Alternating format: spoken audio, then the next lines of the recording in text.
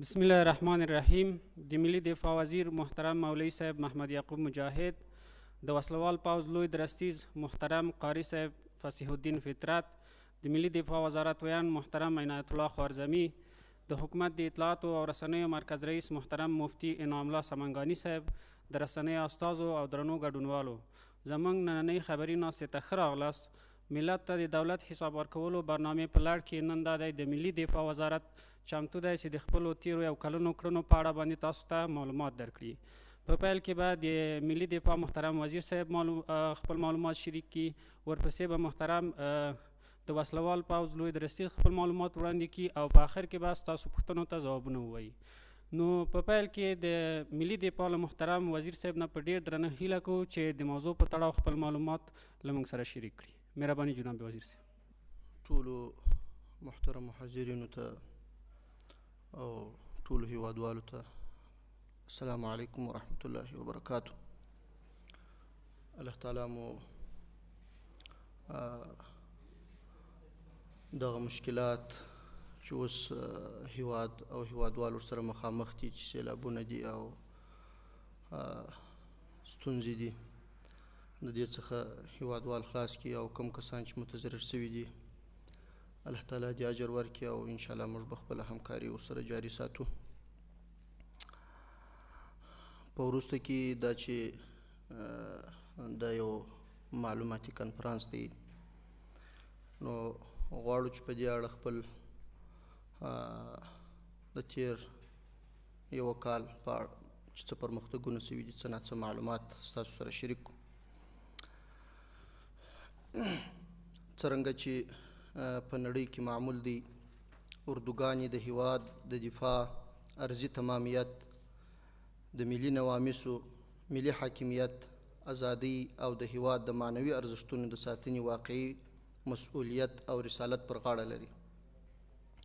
د افغانستان اسلامي امارت ملي دفاع وزارت خپله ملي او تاریخي دنده ګڼي چې د هیواد د جیوپولیټیکي او جیوستراتیژیکي وضعیت د افغانستان اسلامي امارت د رهبرۍ د لیدلوري او اړتیاو په پام کې نیولو سره د افغانستان اسلامي امارت د اسلامي اردو جوړښت او وده داسې تنظیم کړي چې په اوږده مهال کې د افغانستان دفاعي ایجاباتو او اړتیاو ته ځواب ویونکی او د هیواد د دفاع د لوی رسالت په سرته رسولو قادر وي.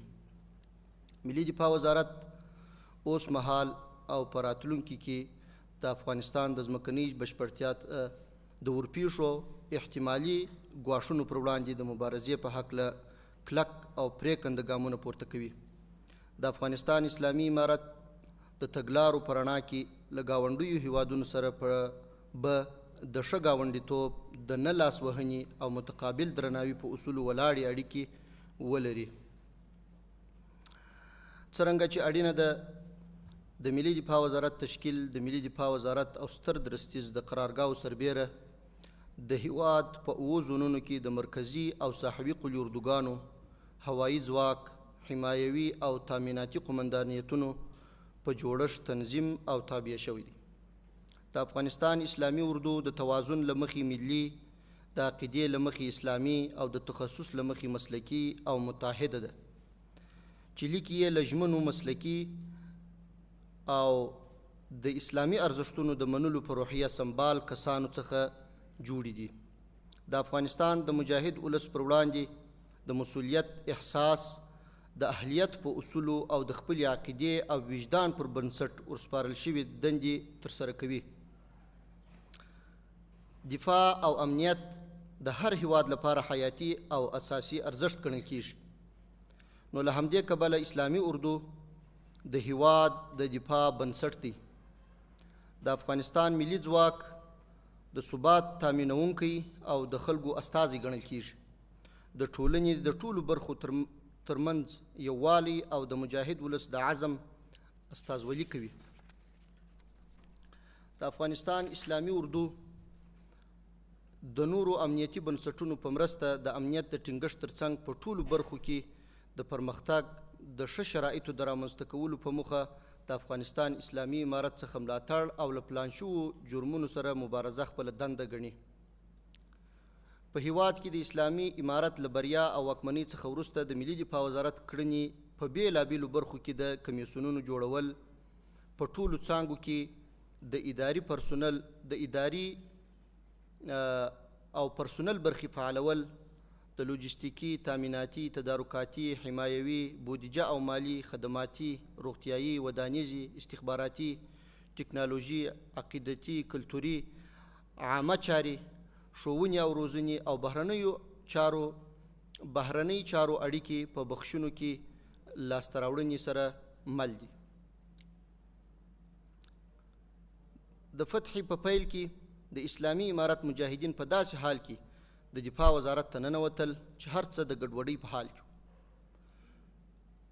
ډیری سیسټمونه د بهرنیانو لخوا تمویل او کنټرول کېدل، څه ناڅه او یا هم په بشپړ ډول ویجاړ شوي وو. د افغانستان د دښمنانو مخکنیو وړاندیزونو پر خلاف په تیر کال د ملي دفاع وزارت ته یو د لاسته راوړنو څخه ډک کال و.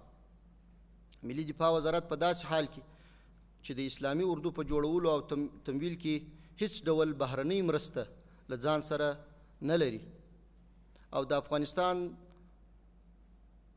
د ولس دښمنانو خپلې زیاتې هڅې په دې متمرکزې کړي وې چې د مجاهدینو او دفاعي ځواکونو روحیه ضعیفه او دوی ته ننګونې مخکې کړي. په خپل کار پیل وکړ چې له نیکه مرغه تر اوس مهاله ورسپارل شوي دندې په ښه توګه سرته یې رسولي دي. تیر کال دفاعي ځواکونو دا ثابته کړه چې په خپلواکه توګه دا توان لري چې د افغانستان د ځمکنۍ بشپړتیا څخه دفاع او د اسلامي امارت د واکمنۍ څخه ساتنه او پراختیا په مستقلانه توګه ترسره کړي. د ملي دفاع وزارت کړنې د افغانستان اسلامي امارت د تګلارو پر بنسټ د امنیت ټینګول، د سرحداتو ساتل، د دفاعي وړتیاو ځواکمنتیا، د اوسنیو او راتلونکو امنیتي ننګونو پر وړاندې متمرکزې دي چې په لاندې ډول بیانیږي.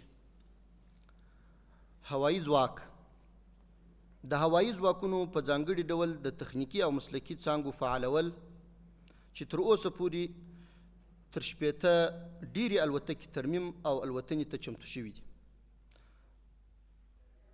او تر اوسه پورې په بېلابېلو موخو کې اکمالاتي بیړنۍ مرستې، د پرسونل لیږدول، الوتنې، په دې اړه ډېرې زیاتې الوتنې ترسره شوي دي چې په پایله کې یې زیات شمېر کسان او 100,000 په شاوخوا کې وزن مختلفو سیمو ته انتقال کړي دي چې په اوسنیو سیلابونو کې موږ د هیوادوالو لاسنیوی کړی دی، او د سیمې په سطحه انشاءالله زموږ هوایي ځواک چې دی هغه یو مثالي کردار ادا کړی دی.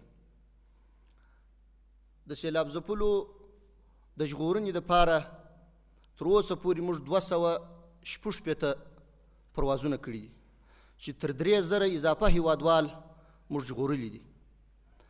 همداسې مو د شهیدانو او زخمیانو په انتقال کې ډېره مرسته کړې ده.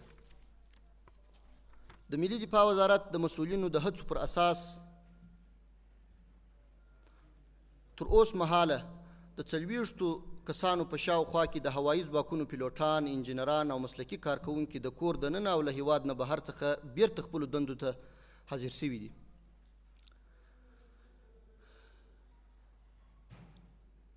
سرحدات: افغانستان د 20 ولایتونو او 90 ولسوالیو له لارې له 10 هیوادونو سره سرحد او د ډیورنډ فرضي کرښې ته نښتې دي چې په ټوله کې 5,692 کیلومتره سرحد او ډیورنډ فرضي کرښه لري.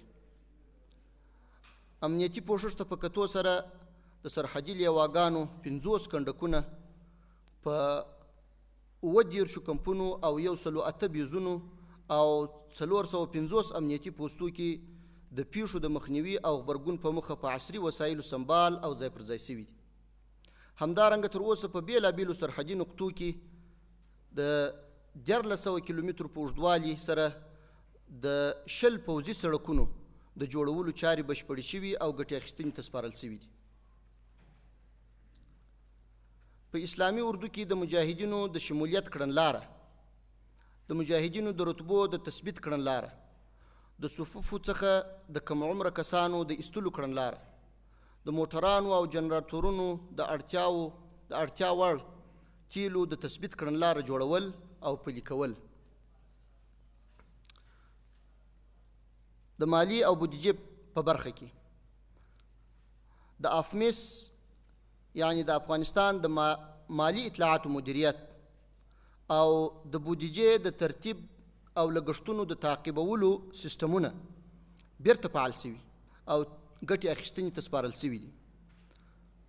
د 1400 کال د مصارفو قطعیه راپور بشپړ کول او مالیې محترم وزارت ته یې سپارل.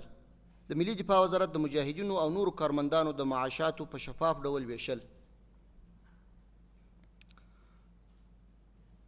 دا ځینې یادونې وې د پرمختګونو په اړه چې موږ درته وکړلې. په بعضو مواردو کې به محترم لوی درستي صاحب په دې اړه ستاسو سره معلومات شریک کړي.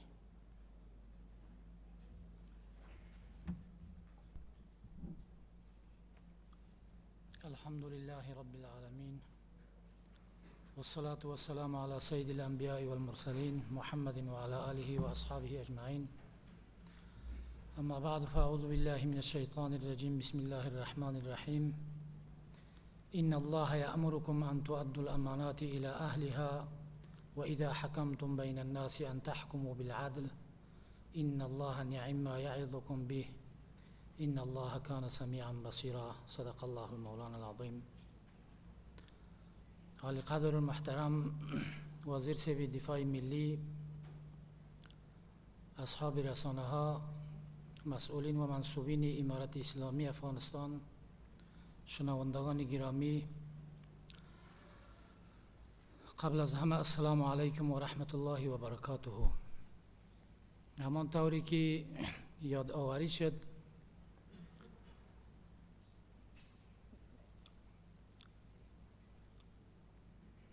وزارت دفاع ملی در حال مجدداً در افغانستان به کار خود آغاز کرد که بعد از بیرون شدن آمریکایی ها و از بین رفتن حکومت قبلی همه چیز گدوت شده بود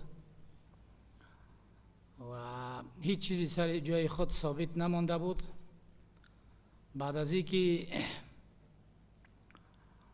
وزارت دفاع ملی امارت اسلامی افغانستان به کار خود آغاز کرد، الحمدلله در مدت 1 سال دستاوردهای فراوانی داشته که به طور موجز و مختصر بعضی از آنها را عالی قدر محترم وزیر صاحب دفاع ملی حضورتان ارائه کردند و بسیار مختصر چیزی از او دستاورده ها را من حضورتان ارائه میکنم.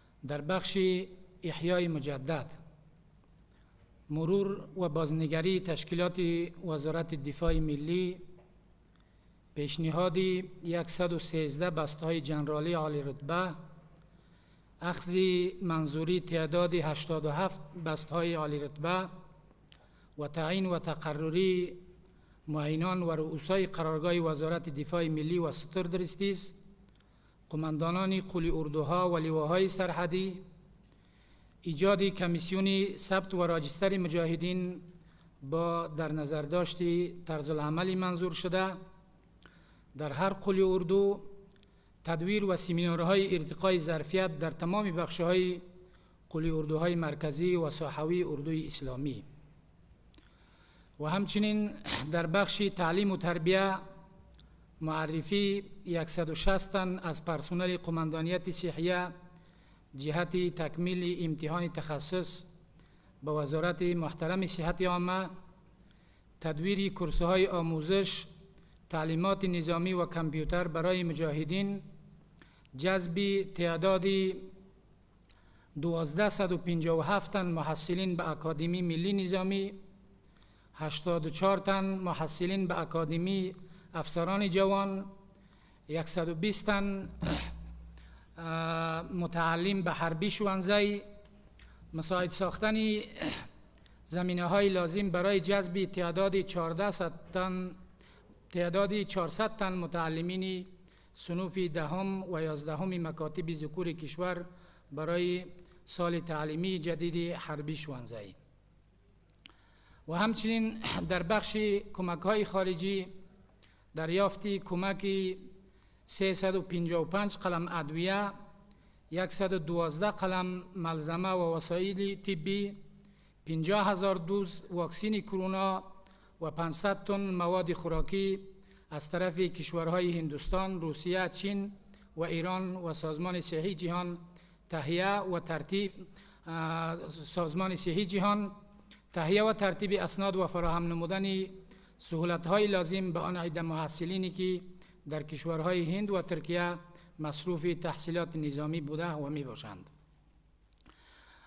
در بخش عملیات پلانگذاری، راه اندازی و پیشبرد عملیات‌های تصفیوی در هماهنگی لازم با وزارت محترم امور داخله و ریاست عمومی استخبارات به منظور ایجاد فضای صلح آمیز در کشور، جمع‌آوری و توحید گزارش‌ها و راپورها از طریق مرکز سوق و اداره ملی نظامی در جریان و ختم عملیات پلان شده به تعداد 180 میل سلاح سنگین و 2859 میل سلاح مختلف نوع سبک، 711 حلقه ماین، 2891 کیلو مواد مخدر، 192 کیلو مواد انفجاری، 91 دستگاه مخابره، 6 پای تلفن سریا و 173 دوربین به دست آمده است. در بخش شفافیت و حسابدهی در جریان و ختم مأموریت کمیسیون تصفیه صفوف به تعداد 4485 تن از افراد نسبت به علل مختلف از صفوف اخراج گردیده و در تمام قماندانیت‌های مرکزی و ساحوی پروسه تفتیش و ارزیابی جریان دارد و برای ثبت و رسیدگی شکایات شماره 196 به طور رایگان و دوامدار فعال می باشد. در بخش محاکم ارزیابی 5367 دوسیه مجاهدین، بررسی و ارزیابی مجدد 1142 دوسیه اختطاف در اکثر ولایات کشور. در بخش امداد رسانی به مردم ملکی، همان طوری که قبلا جناب وزیر صاحب دفاع ملی حضورتان ارائه نمودند، رسانیدن کمک‌های صحی و خوراکی به ولایات زلزله زده و سیلاب زده و انتقال به موقع مجروحین حوادث از طریق هوایی و زمینی به شفاخانه‌ها، انتقال 13409 تن گندم و وزارت محترم زراعت و مالداری توسط 951 اراده واسطه لاری نظامی به ولایات، باز کردن تنگی سروبی در مسیر شاهراه بزرگ کابل ننگرهار، خلاص کردن مسیرهای رفت و آمد و ترمیم ساحات سیلاب زده در ولایت نورستان، خلاص کردن سرک مسیر گردز سید کرم که به اثر برفباری مسدود شده بود، ترمیم و اعمار سرک غازی آباد و نارای در ولایت کنر، پاکسازی سرک تپه آنتن در ولایت لوگر از وجود ماینه هایی که قبلا کارگزاری شده بود. در بخش عقیدتی و فرهنگی، طرح، تدوین و پخش تعداد 8000 برگه بروشور در رابطه به احترام گذاشتن به فرمان عفو عمومی مقام عالی قدر امیر المؤمنین حفظه الله تعالی و رعاه به ارزش 8 میلیون افغانی پروسه توزیع و انتقال کتب و به ارزش 1 میلیون افغانی خریداری بیرق و ارسال آن به تمام قماندانیت‌های ساحوی و مرکزی اردوی اسلامی. در بخش صحی، ایجاد کمیته مبارزه با ویروس کرونا مساعدت 26 قلم وسایل و ملزمه طبی به زلزله زدگان ولایت پکتیکا، کمک 62 قلم ادویه، 48 قلم وسایل طبی و 2 قلم ماشین آلات آزمایش لابراتواری به شفاخانه های جمهوریت، انتانی و بانک خون مرکزی و همچنین مساعدت 18700 دوز واکسن تیتانوس، 234,000 دوز واکسن دیفتری بر ریاست محترم معافیت کتلوی وزارت محترم صحت عامه.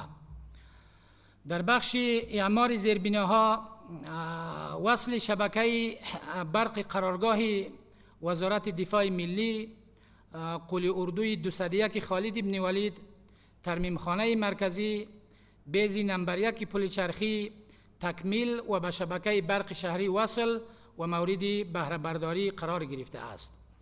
دوسیه وصل شبکه برق برای قلی اردوی 313 مرکزی، قلی اردوی 203 منصوری، قلی اردوی 207 الفاروق و تأسیسات بگرام ترتیب و جهت طی مراحل تدارکاتی به کمیته وصل شبکه برق ارسال گردیده است.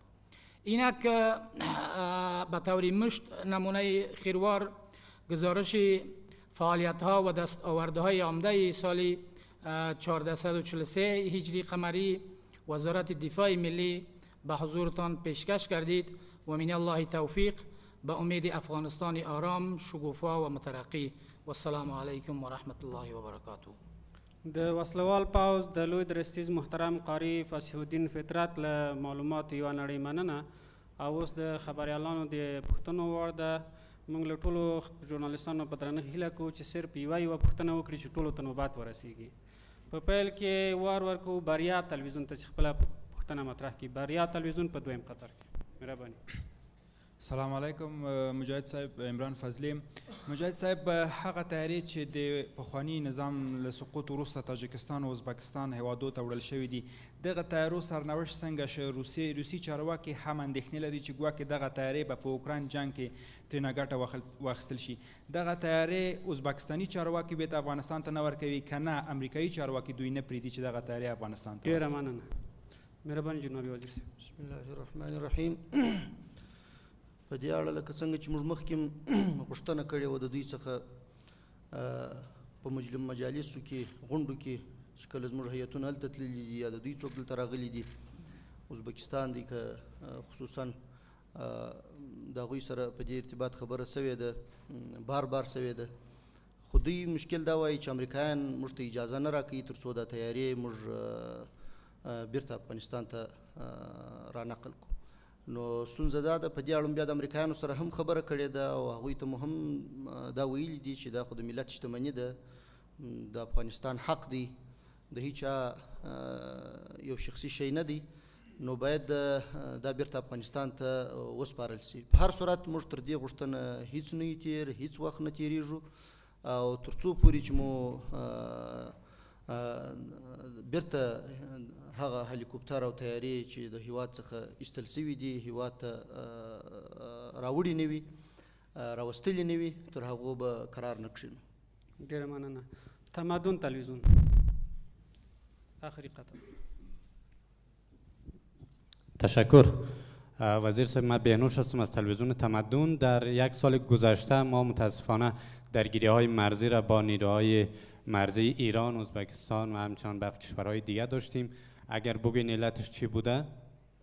و همچنان حملاتی از نقاط شمال افغانستان به کشورهای همسایه افغانستان صورت گرفت که نگرانی ها در مورد اوضاع امنیتی کشورهای آسیای میانه را بیشتر کرده. پاسخ شما به این نگرانی ها چی است؟ تشکر. هم در سوال تا گرفتیم که نفرات درگیری های پراگنده در پنجشیر اگر بگوین در چه وضعیت است؟ تشکر. بخیر باشین. مهربانی دیم وزیر صاحب محترم. بسم الله الرحمن الرحیم. البته مشکلاتی را افغانستان در ساحات مرزی از قبل داشت و یکم جنجالا و یکم چیزی که پیش ده به اساس همون مشکلات های قبلی بوده و امارت اسلامی افغانستان در هر وقت اگر مشکلی پیش شده کوشش کرده که او را به اسرع وقت مهار بکنه و از راه گفتگو دیپلماتیک او معضل حل بکنه. تا حال یکم مشکلات هایی که پیش شده کوشش شده که به اسرع وقت حل شود و این مشکلات هایی بوده که از قبل وجود داشته. به مرور زمان ان شاء الله العزیز قسمی که در ساحات مرزی ما و شما داریم چیزی که از حکومت های قبلی به ارث گذاشته شده ای جنجال و اونا چیزی بی‌پروا بودن در رابطه به حفاظت از امو قلمرو و مرزها. باز مجاهدین امارت اسلامی حساس هستند در ارتباط.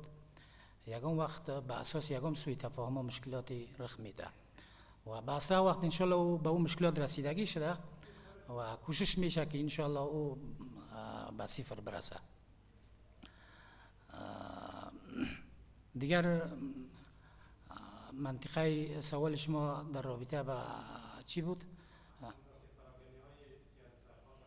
راکت پراگنی هایی که به کشورهای همسایه شده. طبعا ایرا شما خودتان میدانید که امارت اسلامی افغانستان از بدوی به قدرت رسیدنش تا حال مخربای زیادی هست که کوشش میکنن که چهره امارت اسلامی را برای دنیا به شکل دیگری اونا نشان بدن و در این راستا مبارزات صورت گرفته.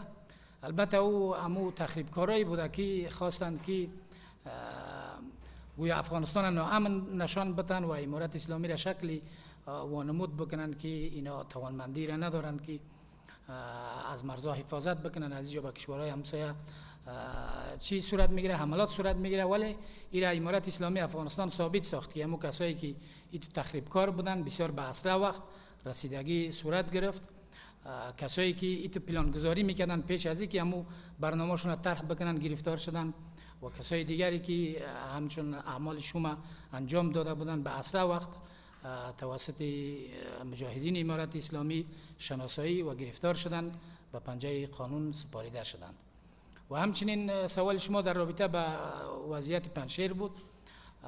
وضعیت پنجشیر لله الحمد کنترل است. مشکلات به او سطحی که رسانه سری از او چی میکنه دیگه از طرفی از او تبلیغات میشه به او شکل نیست.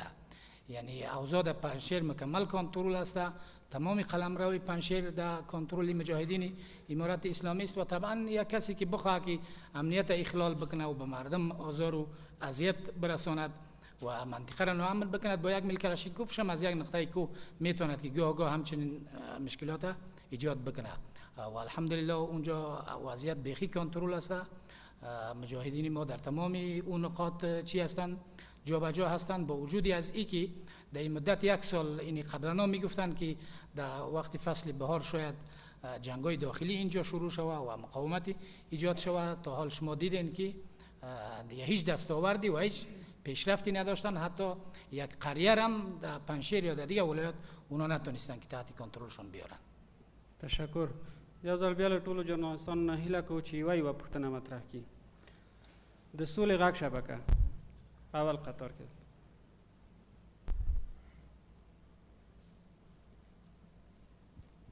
ډیره مننه صاحب الدین صمیم یم د سولې غږ شبکې خبریال. زما پوښتنه د یو خبره واضح نه شوه چې د اردو تشکیل څو ته رسېدلی څومره دي تر اوسه او په دې کې په ځانګړي ډول سرحدي ځواکونه څومره دي او دویمه پوښتنه دا ده چې د حربي پوهنتون په اړه که وضاحت ورکړئ چې حربي پوهنتون اوس فعال ده که نه ځکه د اردو اساس د حربي پوهنتونه تشکیلیږي او که فعال وي څومره کسان پکې په زده کړو بوخت دي؟ ډېره مهرباني جناب وزیر صاحب. د اردو تشکیل خو تقریبا د 1,40,000 تر 1.5 لک پورې په داسې اندازه کې دی. دا چې اوس هم زموږ کار روان دی په دې اړه په اوایلو کې کېدلی شي ځینې داسې کسان چې هغه د دې وړ نه وي چې په دې پاکه اردو کې واوسیږي د هغوی ایستل او د نورو کسانو شاملول دا پروسه څه جنجالي ده. خو البته د اردو تعداد په مجموع کې د 1.5 لک په شاوخوا کې دی. نو امید لرو چې په نږدې راتلونکي کې موږ اردو نور هم محکمه او مستحکمه کو. اوس هم لله الحمد ډیری کسان روزل سوي او په خدمت باندې بوخت دي. دا چې په سرحدونو کې څونه ځواکونه دي تر اوسه پورې دلته دا معلومات ما د ځانه سره نه ور اخیستي چې دقیق شمیر درته وښیم، خو تقریبا 8 سرحدي لیواګانې موږ لرو. د هرې سرحدي لیوا په چوکاټ کې 3000 شاوخوا مجاهدین په هره سرحدي لیوا کې وجود لري او په خدمت بوخت دي. حربي ښوونځي فعاله ده، چون فعالیت یې لږ وخت کېږي چې شروع کړی دی. څه کسان مخکې چې زده کړې نیمګړي پاته وي هغوی فارغ سوي دي، د نورو کسانو جذب انشاءالله روان دی.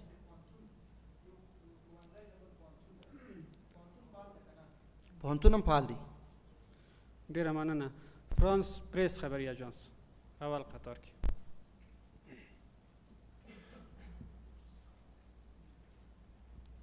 ډېره مننه وزیر صاحب. وزیر صاحب تاسې په خپلو خبرو کې د افغانستان اردو اسلامي اردو یاده کړله، چون د اسلامي هیوادونو جغرافیه فراخه ده، تقریبا 50 هیوادونه خواوشا اسلامي هیوادونه دي. آیا د افغانستان فعلي اردو د منطقوي او منطقوي اهداف هم لري او یا هم موخې هم لري چې هلته کوم ستونزه وي هغه نه هم دفاع وکړي که یوازې ملي اهداف لري؟ او بل د ظواهري څېړنې تر کوم ځای پورې ورسېدې او اوس چې کوم ډرون په وطن باندې تاویږي دغه د چا دی او ډیپلوماټیکې هڅې شوي دي خو نتیجه یې نه ده ورکړې؟ داسې ستاسو په دې مورد دریځ څه شی ده؟ مننه. مهرباني جناب. زموږ اردو اسلامي او ملي اردو ده او یوازې د افغانستان د قلمرو د ساتنې، د سرحداتو د ساتنې، د افغانستان د امنیت د ساتنې او د افغانستان د خلکو د ساتنې مسؤلیت لري او د تجمنتیا لري او په هر قیمت به د افغانستان څخه دفاع کوي، نورې موخې نه لري. او د ظواهري په اړه چې کومه پیښه سوې ده، یو ادعا ده د امریکایانو د خوا چې پلټنې روانې دي، نو نور تفصیلي معلومات تر اوسه پورې موږ ته هم نشته تر څو چې پلټنې بشپړې سوي نه وي. کوم موضوعات چې بیا باید د رسنیو سره شریک سي هغه به انشاءالله په هغه وخت کې شریکیږي. او کومې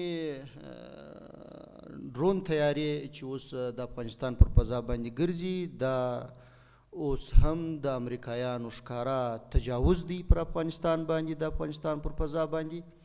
او موږ ډیره هڅه کړې ده د دې په مجالسو کې زموږ د خارجه وزارت او یا د نورو ډیپلوماټیکو لارو موږ کوشش کړی دی چې دوی ته دا خبره ورسوو او اعتراض وړاندې کړو، چون مجاهد صاحب هم ذبیح الله مجاهد صاحب په دې اړه خپل غږ پورته کړی دی، خو بیا هم په ډېره سپین سترګۍ سره دوی دا کار ترسره کوي چې موږ یې غندو او دا یو ناروا عمل بولو او بیا غوښتنه کوو چې امریکایان باید د دې کار څخه لاس واخلي.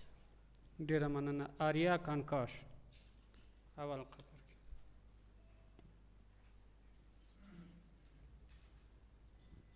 بسیار زیاد تشکر. مبین موحد هستم، آریا کنکاش. همونطور که یادآوری کردین جناب وزیر صاحب، من سوال من در بخش حفظ حریم هوایی فضای افغانستان بود. شما شاهد هستین که چند روز قبل ایالات متحده آمریکا در چند کیلومتری حملات انجام میده که عمل هم باعث نگرانی مردم شده و هم حاکمیت ملی را سوال میبره. چی کارهایی یا چی طرح روی دست دارین تا از این حملات در آینده جلوگیری شود؟ تشکر. تشکر. مهربانی جناب وزیر. جواب داد قبلا این هم موضوع چی کرد دیگه وزیر صاحب؟ سیده پختنې ته مخکې ځواب ویلې. مننه. سوال دیگه رو طلوع نیوز.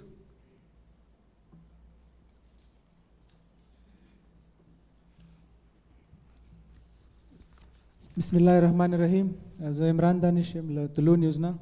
فکر کوم نن وخت زیات ده، خو د دې کې چې پوښتنو ته ځوابونه ورکړل چې په تفصیل سره. یوه پوښتنه باید وکړې. لومړۍ پوښتنه مې پاکستان ته د نظامي تجهیزاتو د انتقال په اړه ده. په لومړیو کې دعاګانې کېدې، بیا په وروستیو کې ان په پاکستان کې ویډیوګانې انځورونه هم له هغه ځایه خپاره شول چې د افغان پوځ وسایل، نظامي وسایل هلته په پاکستان کې لیدل کېږي. تاسو یې پاکستان ته قاچاق او انتقال تاییدوي او که نه، او که انتقال شوي وي په کومه اندازه وسایل انتقال شوي؟ دویمه پوښتنه، څه موده وړاندې تاسو قطر ته سفر وکړ او یادونه مو وکړه چې په نږدې راتلونکي کې به له قطر سره په نظامي برخه کې د همکاریو تړون لاسلیک کوئ. هغه برخه کومې ته ورسېده؟ او دریمه پوښتنه د پوځ په هکله ده، تقریبا د 4,400 په نفرو کې له صفوفو څخه اخراج شوي دي. علتونه یې راته ووایئ چې په کومو علتونو باندې دا کسان هماغه دوه پوښتنو ته ځواب ویل کېږي چې ټولو ته وخت ورسېږي. مهرباني جناب وزیر صاحب. پاکستان ته یا نورو هیوادونو ته د پوځي وسایلو او وسایطو انتقال کېدلی سي په اولنیو هغو شرایطو کې چې نه موږ منظم وو او نه تیره اداره پاته وه دلته.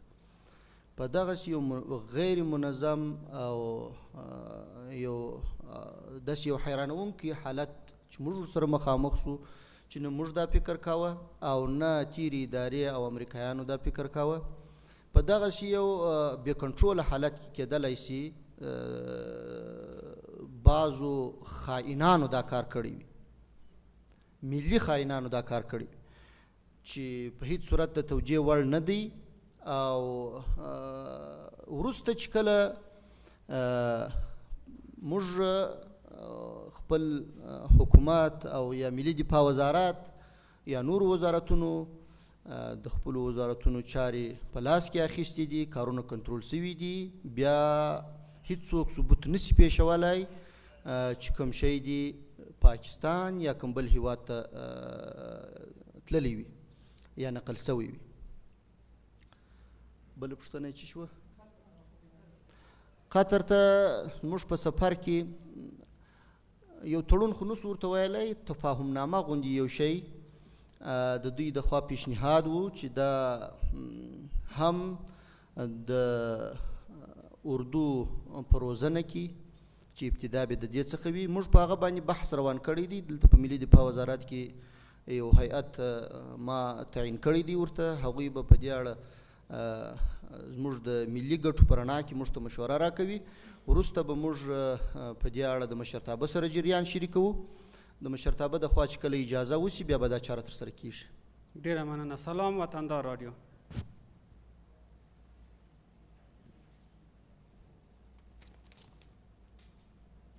ډېره مننه. سید عمر سهار یم د سلام وطندار خبریال.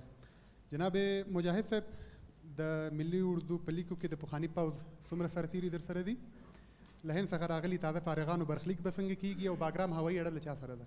ډېره مننه.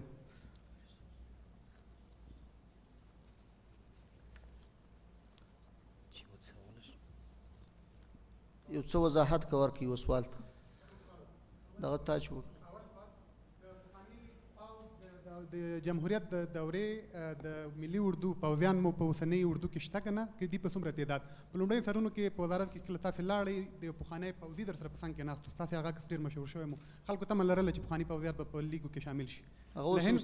له هند څخه راغلي تازه فارغان چې تازه هېواد ته راغله برخلیک څنګه کېږي؟ دندې ورکوئ که نه؟ باګرام هوایي اډه کې اوس مهال چا په واک کې د څوک پکې دی؟ ډېره مننه. بسم الله الرحمن الرحیم. همانطوری که بارها این گفته شده، شاید برای همگان معلوم باشد کسایی که در صفوف اردوی ملی اداره قبلی بودند، همون کسایی که البته فرار نکردن و بودند در جاهای خود در وظیفه خود حاضر بودند، همون صداقت و ایمانداری خود هم برای افغانستان ثابت کردند. اونا هنوز در جاهای خود هستند و در خدمت هستند. از پیش از وقت تا حال خدمت گرفته شده و میشه. ایتو تعداد دقیقشان البته معلوم نیست، خو در قرارگاه وزارت دفاع ملی در قلی اردوها در هر جایی در همو جایگاه خود هنوز هستند. البته در رابطه با کسایی که جدید باز جذب میشوند، ایره خو ما قبلا هم گفته بودیم که ابتدا البته مجاهدینی که در طول همی 20 سال علیه اشغالگرا جنگیدن و بالاخره وطن آزاد کردن، در قدم نخست اینا در صفوف اردوی ملی جذب میشوند و بعد از او کسایی که البته تعلیم یافته بودن و مسلکی بودن از طریق جلب و جذب اردوی ملی اسلامی افغانستان باز اونا چی میشوند؟ جذب میشوند به صف اردوی ملی. و دیگه کسایی که از هند یا از دیگه کشورها تحصیل کرده بودن اینجا آمدن، جوانایی که تعلیم یافته و محصل هستند، اونا در حقیقت ضرورت مبرم کشور ما هستند و 100% از او خدمت گرفته می شود و صفوف اردوی ملی اسلامی جذب خواهند شد. و میدان هوایی بگرام فعلا در کنترل مجاهدین اردوی امارت اسلامی است. دیگه در اونجا یک فرقه از اردوی اسلامی جابجاست که فعلا کنترلی از او به دستی از او است. تشکر. باختر اجانس.